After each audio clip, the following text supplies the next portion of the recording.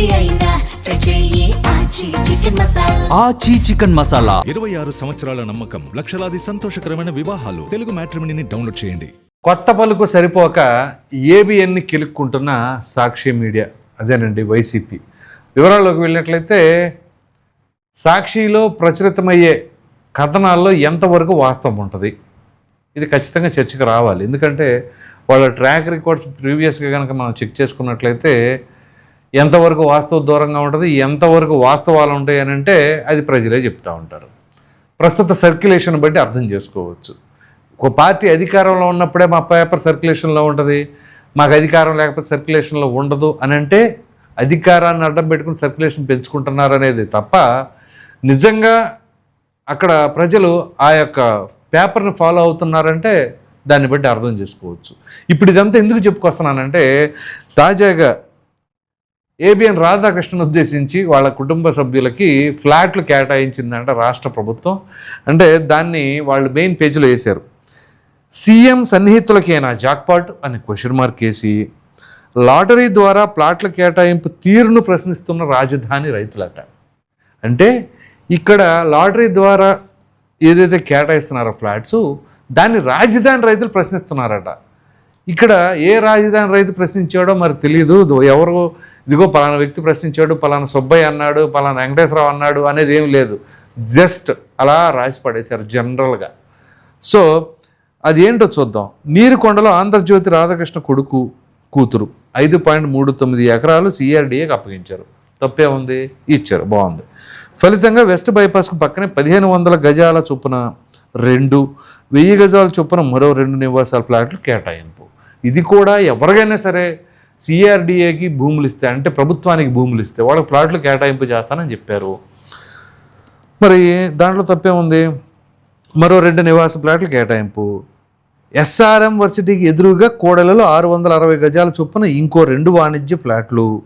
చంద్రబాబుకు సన్నిహితులైన బెజవాడ రమేష్, ధనికుల సుబ్బారావు కుటుంబ సభ్యులకు ఇదే రీతిలో ప్రాధాన్యం. సచివాలయానికి కోతవేట దూరంలో సీఎం ఇంటికి సమీపంలో ప్లాట్లు కేటాయింపు. వారు సీఎం కోటరీ కావడం వల్లే చేతివాడటం ప్రదర్శించారని ప్రభుత్వం. సిఆర్డీఏపై రైతుల ఆగ్రహం. తమకేమో చెరువులు, వాగులు ముంపు ప్రాంతాల్లో స్థలాలు ఇచ్చారని మండిపాటు. ఇది పరిస్థితి. ఇలా వేమూరి రాధాకృష్ణ కేటాయించారు. నిజంగా కేటాయిస్తే విత్ ఎవిడెన్స్ మొత్తం చూపించి ఎండగట్టండి, ఆ ప్రాంతానికి వెళ్ళండి, వెళ్ళి ఇదిగో అని చెప్పేసి అనండి. అవసరమైతే కోర్టులో పిల్లి వేయండి, తప్పేమీ లేదు. ఇప్పుడు ఏబిఎన్ రాధాకృష్ణ దీనిపైన కౌంటర్ వేస్తున్నారు. ఏ రకంగా ఉంటుంది ఏంటి అనేది. మామూలుగానే వీకెండ్ కామెంట్ బై ఆర్కే అనే దాంట్లో ఆయన ఒక కామెంట్ చేసిన దానికే పెద్ద నిరసనలు అవి ఇవి చేశారు. ఓకే, మీ మనోభావాలు దెబ్బతిన్నాయి కాబట్టి నిరసనలు కూడా చేశారు. ఓకే, అంతవరకు బాగానే ఉంది. ఆ నిరసనలు తెలియజేసిన తర్వాత ఆయన ఇంకొక వీకెండ్ కామెంట్లో ఏమని అన్నారు, 25 ఏళ్ల క్రితం జరిగిన ఇన్సిడెంట్ని కనుక నేను బయట పెడితే మీ బతుకులు ఏమైపోతాయని చెప్పేసి మరొకటి రిలీజ్ చేశారు. ఆ రోజు నుంచి ఎప్పటి వరకు ఏబిఎన్ రాధాకృష్ణ పైన కానీ, వాళ్ళ మీడియా గురించి కానీ, దానిపైన కానీ ఒక్క వైసీపీ నాయకులు కూడా రియాక్ట్ కాలా. ఎందుకని అంటే ఖచ్చితంగా దాని వెనకాల ఏముందో వాళ్ళు గ్రహించి, ఇక మనం అనవసరంగా కదిలిస్తే చిలికి గాలివాన తర్వాత మనకే దెబ్బ పడుద్ది అని చెప్పేసి వాళ్ళు గ్రహించే వాళ్ళందరూ ఒక లైన్లోకి వచ్చినట్టు ఉంది. మరలా ఇప్పుడు ఎందుకు కదిలిస్తున్నారు? మరలా ఏబిఎన్ రాధాకృష్ణ మరలా వాళ్ళు పోక్ చేస్తున్నట్టు లేదు. సో ఈ రకంగా పోక్ చేస్తే ఏమవుతుంది, మరలా ఇంకొక ఆయుధం తీసి బయట పెడతాడు. ఖచ్చితంగా ఆయన దగ్గర చాలా ఆయుధాలు ఉంటాయి. అంటే వీళ్ళ సైడ్ నుంచి ఎటువంటి తప్పులు తడకలు లేవు, ఎటువంటి లూప్ హోల్స్ లేవు అనుకోండి, ధైర్యంగా నిలబడవచ్చు. కానీ మొన్న ఆయన ఇచ్చిన స్ట్రోక్కే సైలెంట్ అయ్యారంటే దాని ఉద్దేశం ఏంటి, ఖచ్చితంగా వాళ్ళ దగ్గర లూప్ హోల్స్ అన్నీ కూడా ఈయన దగ్గర ఉన్నాయి అని చెప్పేసి వాళ్ళకు క్లారిటీ ఉంది. ఆ క్లారిటీ ఉన్నప్పుడు ఇప్పుడు ఈ ఆర్టికల్ ఏ రకంగా పబ్లిష్ చేశారు, ఇప్పుడు ఇది ఖచ్చితంగా తేలాలి. ఇక్కడ ఏబిఎన్ రాధాకృష్ణకి ప్రభుత్వం ఏమైనా చేసిందా అనే దాని మీద గట్టిగా ఫైట్ చేయాలి వైసీపీ వాళ్ళు. ఎందుకంటే ప్రభుత్వం ఏ రకంగా వ్యవహరిస్తుంది అనేది కూడా తేటతెల్లం అయిపోవాలి. ఇప్పుడు అమరావతి రైతులందరూ ఒకలాగా చూస్తున్నారు, లేకపోతే చంద్రబాబు నాయుడు గారికి తెలుగుదేశం పార్టీకి అనుకూలంగా ఉన్న వాళ్ళకి ఇంకో రకంగా చేస్తున్నారు అని చెప్పేసి అంటున్నారు. అంటే అది ఆరోపణ వాస్తవమా, అది ఖచ్చితంగా తేలాలి. ఆంధ్రప్రదేశ్ రాష్ట్ర ప్రజలకు తేలాలి ఈ విషయాన్ని. ఎందుకంటే ఇది ఒకసారితో ఏముందిలే చూసి చూడనట్టు వదిలేద్దాంలే అని కనుక రాష్ట్ర ప్రభుత్వం భావించినా, లేదా వైసీపీ వాళ్ళు వదిలేసిన, ఇద్దరి గురించి కూడా ప్రజలు పలసగా మాట్లాడుకుంటారు. ఎందుకంటే అదిగో వైసీపీ వాళ్ళు అప్పుడేదో దుమ్మెత్తి పోసారు కానీ దానిపైన మాట్లాడట్లేదని, లేదా ప్రభుత్వం కానీ లేదా ఏబిఎన్ రాధాకృష్ణ కానీ దీనిపైన స్పందించట్లేదు అని చెప్పేసి వీళ్ళ సైడ్ నుంచి వస్తుంది. సో ఈ రెండు సైడ్ల నుంచి కూడా వీళ్ళ వర్షన్స్ ఎలా ఉన్నాయనేది ప్రజలకు తేటతారికలుగా తెలిసిపోవాల్సిందే. ఎందుకంటే అక్కడ అవకతవకలు జరుగుతున్నాయని ఇప్పుడు ఉదాహరణకు చెప్తాను. 2015లో ఈ భూసేకరణ జరిగి ఫ్లాట్ అలాట్మెంట్లు అనేవి 17, 18 ఆ సమయంలో జరిగింది. అప్పుడు ఇన్సైడర్ ట్రేడింగ్ జరిగింది, కావాలని వాళ్ళు చేసుకున్నారు వీళ్ళు చేసుకున్నారు అని చెప్పేసి వైసీపీ ఆరోపణలు చేసింది. ఆ తదుపరి 2019 అధికారంలోకి వచ్చింది ఎవరు? ఇదే వైసీపీ. మరి అప్పుడు ఇన్సైడర్ ట్రేడింగ్ జరిగిందని చెప్పేసి ఏమైనా నిరూపించగలిగారా? లేదు. కోర్టు ద్వారా వెళ్తే అక్కడ ఏం జరగలేదు అని చెప్పేసి తేల్చారు. మరి అప్పుడు అధికారంలో ఉంది ఎవరు? వైసీపీ. మరి ఇంక దానికి ఎవరేమంటారు? ఇప్పుడు మరలా వచ్చేసి ఇదిగో ఈ రకంగా చేస్తున్నారు, ఆ రకంగా చేస్తున్నారు అంటున్నారు. సో మరి జగన్మోహన్ రెడ్డి అధికారంలో ఉండగా ఇదే అమరావతికి సంబంధించి ఆయనైనా ప్లాట్లు కేటాయించవచ్చు. ఎందుకంటే అది ప్రభుత్వం తీసుకున్న నిర్ణయం. చంద్రబాబు నాయుడు అంటే అప్పుడు ముఖ్యమంత్రిగా తీసుకున్నాడు. సో అటువంటిప్పుడు దాన్ని ఫాలో అప్ చేసుకొని చేయాలి.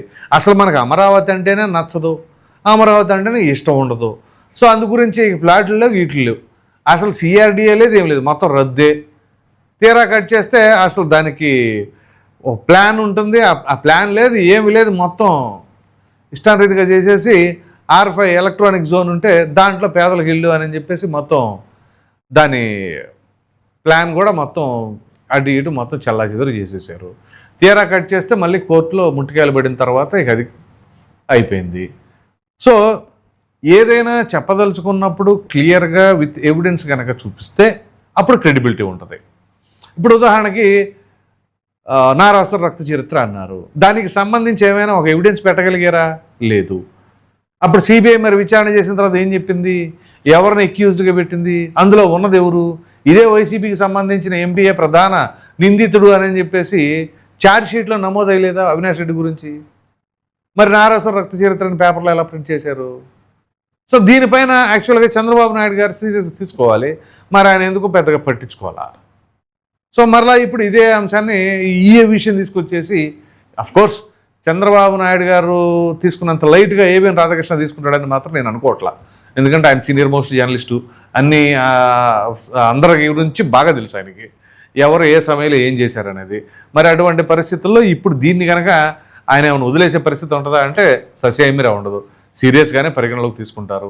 అది సీరియస్గా పరిగణలోకి తీసుకుంటే దీనికి సంబంధించిన అంశం క్లియర్గా ఏంటి అనేది తెలియజేస్తారు. అట్ ద సేమ్ టైం ఇక జగన్మోహన్ రెడ్డి గారికి సంబంధించి కానీ వైసీపీకి సంబంధించి కానీ వాళ్ళ నాయకులకు సంబంధించి కానీ లూప్ హోల్స్ ఏమేమి ఉన్నాయి అనేది మళ్ళీ రేపు వీకెండ్ కామెంట్ రాసుకోండి. రేపు వీకెండ్ కామెంట్లో ఏముండబోతుందంటే ఖచ్చితంగా దీనికి కౌంటర్ ఉంటుంది.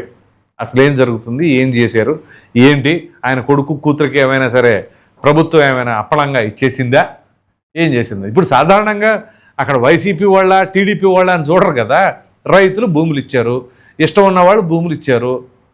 ఆ ఇచ్చిన వాళ్ళలో ఉదాహరణకి ఇప్పుడు జగన్మోహన్ రెడ్డి గారికి ఒక 10 ఎకరాలు ఉందనుకోండి, ఆయన కూడా 10 ఎకరాలు ఇస్తే ఆయనకు కూడా ఫ్లాట్ అలాట్మెంట్ ఉంటుంది.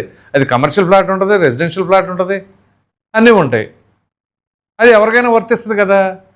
కానీ వాళ్ళకి అన్యాయాలుగా ఉండే వాళ్ళకి ఈ రకంగా దోచిపెడతారనో లేకపోతే రాసిచ్చేస్తారనో అని అంటే దానిని బట్టి ప్రజలకి వాస్తవం తెలియాలి. ఇప్పుడు ఇంకా కొంతమందికి అక్కడక్కడ కొంతమందికి అపోహలు ఉన్నాయి, రాజధానిలో ఏదో కొంచెం మతలబు జరుగుతుంది అనేది.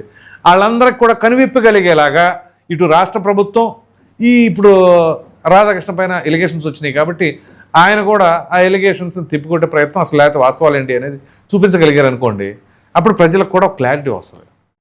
ఎందుకంటే అమరావతిలో ఏదో జరిగిపోతుంది, లక్షల కోట్లు పెట్టేస్తున్నారు అక్కడ, అదే జగన్మోహన్ రెడ్డికి లాగా మావిగన్ అంటే సరిపోద్ది కదా. ఎందుకంటే పని ఆయన ఏమన్నా నికరంగా ఒక దాని మీద ఉంటారా? ఇప్పుడు తొలుత అమరావతి ఫస్ట్ స్టేట్ విడిపోయినప్పుడు ఆయన చెప్పిన మాట, ఆయన మద్దతు తెలిపింది అమరావతికి. అధికారంలోకి రాగానే 3 రాజధానులు అన్నారు, మళ్ళీ అధికారం కోల్పోగానే మావిగన్ అంటున్నారు. ఇంకేమంటారో, ఏ గన్లో వస్తాయో తెలీదు. ఇంకట్లా తేపకు ఒక నిర్ణయం తీసుకుంటున్నారు అనుకోండి, ఏమంటారు దాన్ని? అదనమాట. ఎందుకంటే ఇక్కడ ఆయన ఏం సాదాసీదా వ్యక్తి కాదు. అప్పుడేమో కాబోయే సీఎం అన్నారు 14 నుంచి 19 మధ్యలో, 19 తర్వాత సీఎం, ఇప్పుడు 24 తర్వాత మాజీ సీఎం. మరి అలాంటప్పుడు ఎంత క్రెడిబిలిటీ ఉండాలి మాట్లాడే దాంట్లో? అప్పుడు అమరావతి, తర్వాత 3 రాజధానులు, ఇప్పుడు మావిగన్ను, రేపు ఇంకోటి ఏదో వచ్చిందో తెలీదు. అందుకని ఎవరికాళ్ళు తలలు పట్టుకుని ఏం అర్థం కాకుండా ఇదైపోయారు. అసలు సోషల్ మీడియా అయితే ఒక సెన్సేషన్ అనమాట. అది మామూలుగా కాదు, క్రాష్ అయిపోయింది ఆ రోజు. దాని మీద మావిగన్ మీద ఆ రకమైన జోకులు, వైరల్, ట్రోల్స్. మరి ఇప్పుడు మళ్ళీ దాని మావిగన్ గురించి మళ్ళీ పెద్ద ఎవరు మాట్లాడట్లా. అది అర్థమైంది, అది కంప్లీట్గా డ్యామేజ్ చేస్తుందని అర్థమయ్యి మళ్ళీ 4 గరుచుకున్నట్టున్నారు. మళ్ళీ టర్న్ మార్చుకుని, మరి ఆ టర్న్ ఇప్పుడే అది ఎడు టర్న్ అయితే తెలీదు. ఇప్పుడు మొన్నదాకా హైవే మీద ఉంది టర్నింగు, అటేమో ఇటు అమరావతి ఏమో నదీ గర్భం అంటారు. ఈ 2 కాకుండా ఇంకేం తీసుకొస్తారో తెలియదు. సో మొత్తం మీద చెప్పుకోవాల్సి వస్తే ఇప్పుడు ఏబిఎన్ రాధాకృష్ణ పైన ఆయన టార్గెట్ చేసినట్లుగా ఈ యొక్క ఫ్లాట్లకు సంబంధించిన అంశంలో ప్రధానంగా ఫ్రంట్ పేజ్లో పబ్లిష్ చేశారు. కాబట్టి దీనికి మరి ఏబిఎన్ రాధాకృష్ణ గారు ఎటువంటి కౌంటర్ ఇస్తారు, ఏం చేస్తుందో, అలాగే రాష్ట్ర ప్రభుత్వం కూడా దీనికి మరి దానికి సమాధానం చెప్తుందా లేదా అని మీ అభిప్రాయాన్ని కామెంట్లో తప్పకుండా తెలియచేయండి. Thank you.